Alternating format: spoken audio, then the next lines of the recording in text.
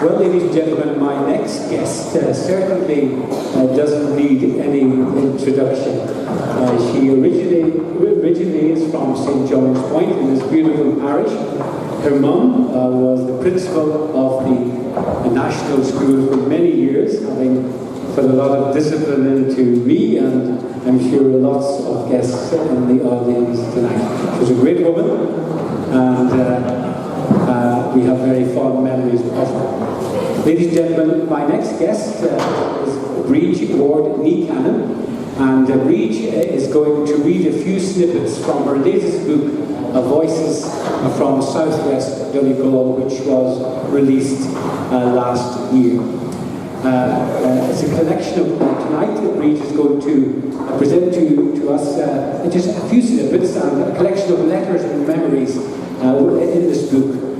She has written, and she has primarily designed a book that will preserve all the beautiful memories and history of this beautiful parish. So, ladies and gentlemen, I extend a very, very warm welcome to Brid Ward.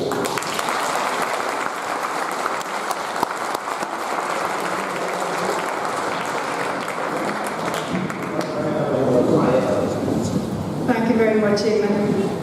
Hello, everybody. I'd just like to give Eamon asked me to just fill in for a few minutes, so I'm just going to read a few snippets from the book. It was launched in April, Eamon.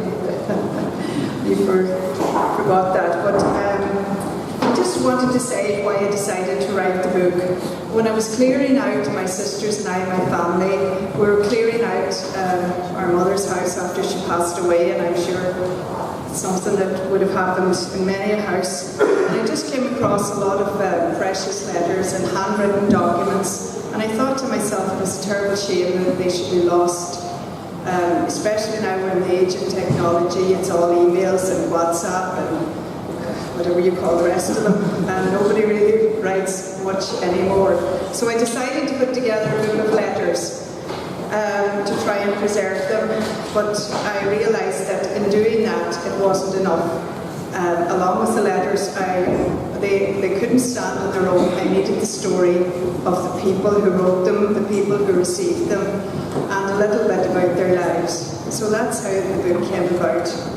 Because we're in the Bruckless Community Centre, it seems appropriate that I should read a few snippets of the contributors from Bruckless. Now, the book covers from Killybegs up to Donegal town. So it's quite a wide sweep.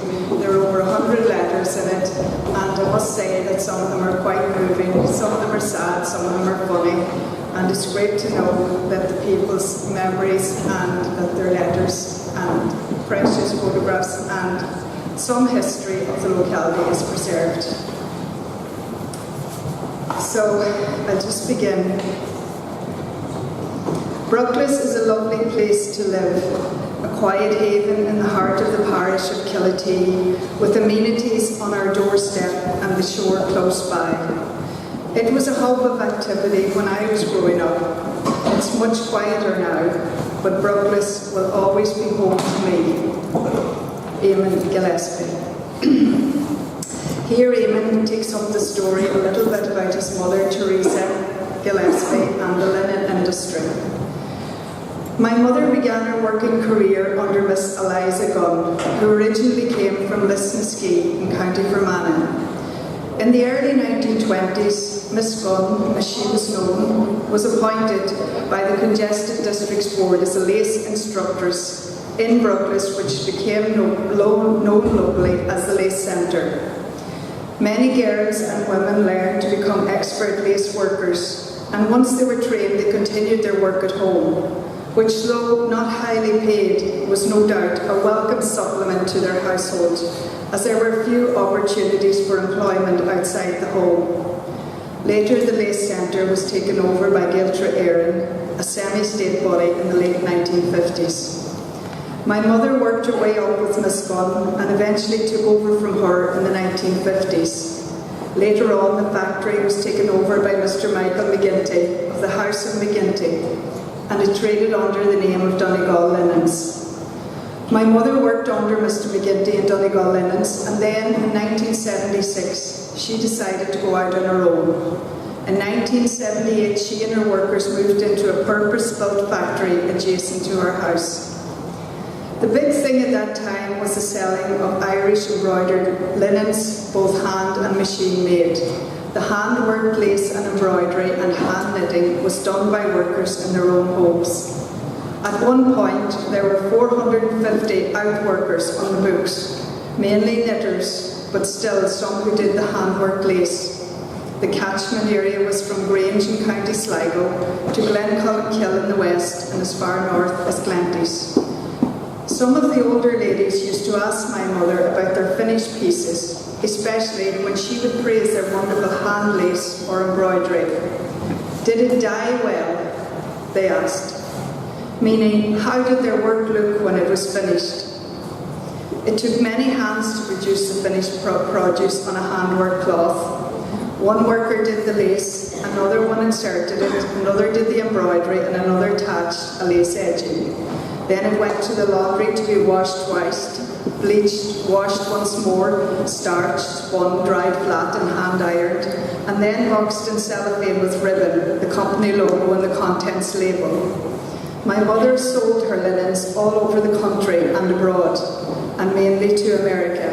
Handwork tableware at one stage went to very famous clients in places like Buckingham Palace, the White House, and the Vatican. Here is a folklore story which was given by Mary Kennedy, née O'Donnell from Duncanely, about how the linens came to be famous in Bruckless. I remember hearing, or maybe I saw it written down, the folklore story about how the embroidered linen work came to Bruckless. As far as I can remember, the story was that one of the O'Donnell's clan from the O'Donnell Castle in Donegal was marrying one of the McSwine's clan from the McSwine's Castle in St. John's Point. There was a couple who lived in Crow, though I'm not certain what townland. It may have been Bollywogs.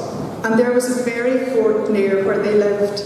Their names were Donal and Sally McHugh. And she used to do embroidery for the McSwine family at the castle. So when the wedding was coming up, they were asked to embroider the tablecloths. The story has it that their son had been kidnapped by the fairies, so at night they used to leave food out for the fairies. One night Sally fell and broke her arm, and so she could not continue doing the embroidery on the cloths for the wedding. Anyway, they went to bed, and Sally and her husband were very upset that she would not be able to finish the cloths, and they didn't know what they were going to do. When they got up in the morning, however, the fairies obviously had left the tablecloths embroidered, and folklore has it that these designs came down through the ages from the work that was done by the fairies. There's nothing to back up this story.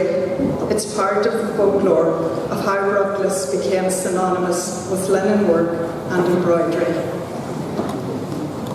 I'd just like to continue just another little snippet now from another contributor in Bruckless, Velma Richardson. It's on page 50.